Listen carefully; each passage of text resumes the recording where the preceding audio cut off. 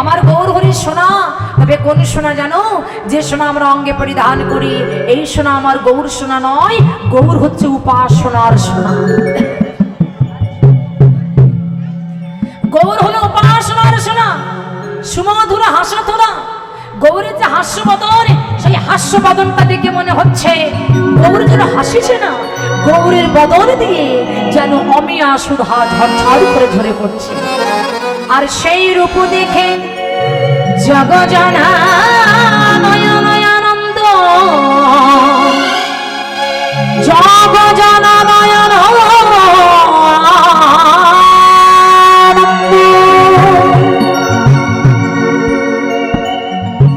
সেই রূপ দেখে জগজনা নয়ন আনন্দ।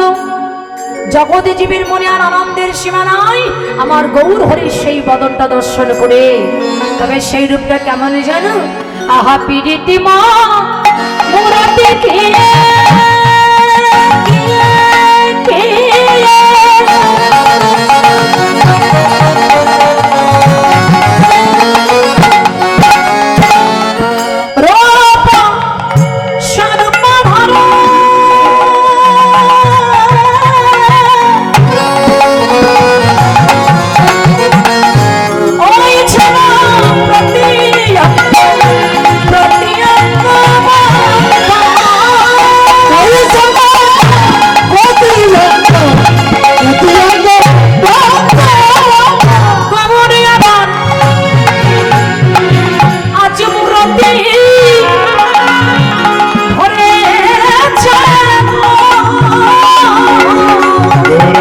মোরতি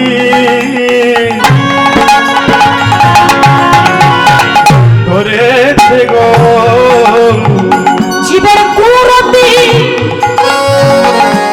নাশিতে আজ বরতি ওরে আচ্ছা ওরে জীবের কুরতি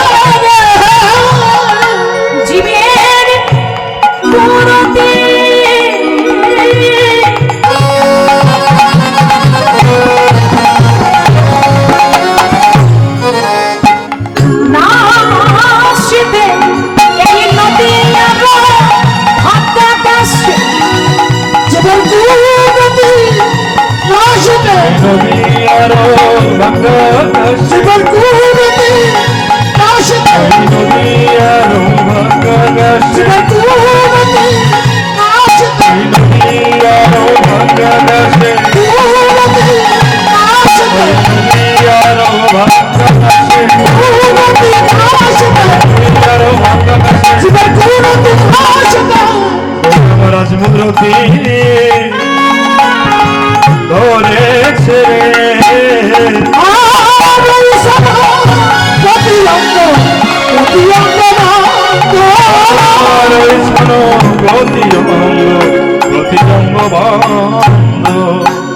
প্রীতি মূর্তি গিয়ে রূপ সর্বা ধরা হয়েছে প্রতি অঙ্গ বন্ধ। জীবের কুরতিকে নাশ করবার জন্য গৌরাঙ্গ মহাপ্রভু প্রীতির মূর্তি ধরলেন। লক্ষ্য করবেন বাবা কি বলছে? কুরতিকে নাশ করবার জন্য। তাহলে কুরতি মানে কি? কু মানে কি? কু মানে হচ্ছে খারাপ, কু মানে হচ্ছে খারাপ, আর রতি মানে হচ্ছে ভালোবাসা। অর্থাৎ যাদের ভিতরে কুমন্ত্রণা কুবাসনা আছেন, সেই কুমন্ত্রণা কুবাসনাকে নাশ করবার জন্য গৌরাঙ্গ মহাপ্রভু আমার আজকে প্রীতির মূর্তি ধরলেন। রাধে বললেন জীবের কুমন্ত্রণা কুবাসনাকে নাশ করবার জন্য গৌরাঙ্গ মহাপ্রভু আজকে প্রীতির মূর্তি ধরেছে। প্রীতির মূর্তি মানে কি গো বাবা? প্রীতির মূর্তি কি? প্রীতির কি মূর্তি হয়? এখানে প্রীতি মানে কি মায়েরা লক্ষ্য করবেন? প্রীতি মানে কি গো? ভালোবাসা। এই জাগতিক জগতে যেমন কোনো একটা ছেলে যদি একটা মেয়ের সঙ্গে মানে একটু মোবাইলে কথা বলে, আমার অনেকে দেখলে বলে ওর সঙ্গে প্রেম করেছে। বলি না না না, ওর সঙ্গে ভালোবাসা করেছে। বলি না না, ওর সঙ্গে প্রীতি করেছে। তো এখানে যে প্রীতির কথা বলছে, এই প্রীতির সঙ্গে যেন আপনারা ওই প্রীতিকে তুলনা করবেন না, তাহলে তার সর্বনাশ হয়ে যাবে। লক্ষ্য করবেন আস্তে। এখানে যে প্রীতির কথা বললেন, আমার গৌর গোবিন্দের যে প্রীতি আর জাগতিক জগতের প্রীতি কিন্তু এক নয় মা। জাগতিক জগতের প্রীতিটা কেমন? এটা হচ্ছে দেওয়া নেওয়া প্রীতি। যতদিন আমরা দিতে পারবো ততদিন ভালোবাসা থাকবে, আর যখনই দিতে পারবো না তখন আমাদের আর ভালোবাসা থাকবে না। ভালোবাসা কাকে বলে এটাই তো আমরা জানি না। ভালোবাসা মানে কি গো?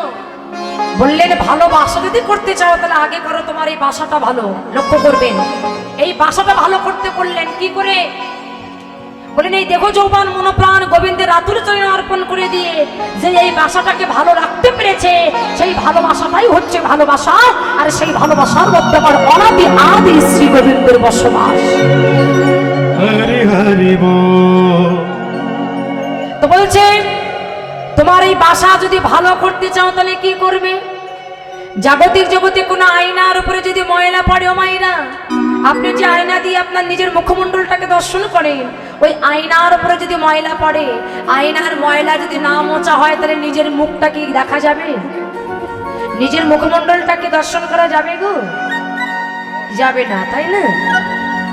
তাহলে জাগতিক জগতে আয়নার উপরে ময়লা পড়েছে, কোন একটা বস্ত্র দিয়ে আয়নাটাকে মুছলেন, মুছে আপনার বদনটা আপনি দর্শন করলেন।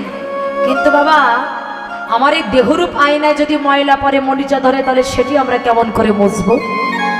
মন দিয়ে শুনবেন কথাগুলো, যেটা বলছি অনুভব করুন। আয়নায় ময়লা পড়েছে, একটা বসত দিয়ে আপনি পরিষ্কার করলেন। এই মায়েরা আপনারা কি শুরু করেছেন এদিকে? এখানে কি বাজার? এখানে কিসের বাজার বসিয়েছেন আপনারা? হ্যাঁ, বাদাম খাচ্ছেন নাকি আপনারা? হরিবাসরে এসে কেন এত কথা বলেন? কেন বিঘ্ন ঘটান? বসুন দাদু, বসুন। আপনি বসুন, কথা বলবেন না, বাচ্চাদেরকে শান্ত করবেন, শান্তশিষ্ট করে বসুন, একদম আওয়াজ করবেন না। আর কথা বলবেন সেই শব্দ যেন কানে না আসে। তাহলে আয়নার উপরে ময়লা পড়েছে, একটা বসন দিয়ে পরিষ্কার করলে পরিষ্কার হবে।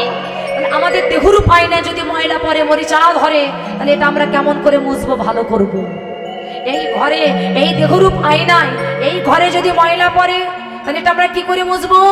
ও মাইরা, এই ঘরের ভিতরে ময়লা পড়লে কি করে পরিষ্কার করবেন? যদি মনে করেন যে সাবান চোটা ভিতরে দেবো, তাহলে তো আপনি মরে যাবেন। হ্যাঁ, এগুলো দিলে তার ভিতর পরিষ্কার হবে না। তাহলে ভিতর পরিষ্কার করতে গেলে কি করতে হবে? বললেন তোমার এই ভিতরটা পরিষ্কার করতে গেলে সুনাম 32 অক্ষর, এই হরে কৃষ্ণ মহামন্ত্র নাম বলো। এ জগতে যা কিছু আছে সবকিছু মন্ত্র, আর একমাত্র মহামন্ত্র হচ্ছে মধুমাখা হরি নাম, কৃষ্ণ নাম।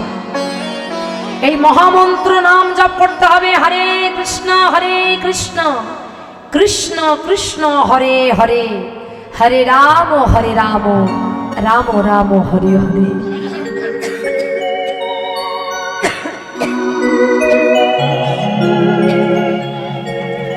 বললেন এই সুনাম 32 জপ করো।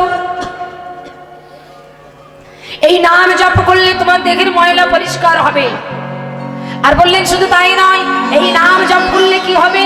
বললেন শুধু ময়লা পরিষ্কার হবে না, যদি কেউ কৃষ্ণ নাম করতে পারে তাহলে তার অপবিত্র দেহটা পবিত্রতায় পরিপূর্ণ হয়ে যায়। যে চরিত্রহীন ব্যক্তি সে চরিত্রবান হবে, অমানুষ থেকে একটা মানুষে পরিণত হবে এই মধুমাখা হরি নাম করলে, কৃষ্ণ নাম করলে।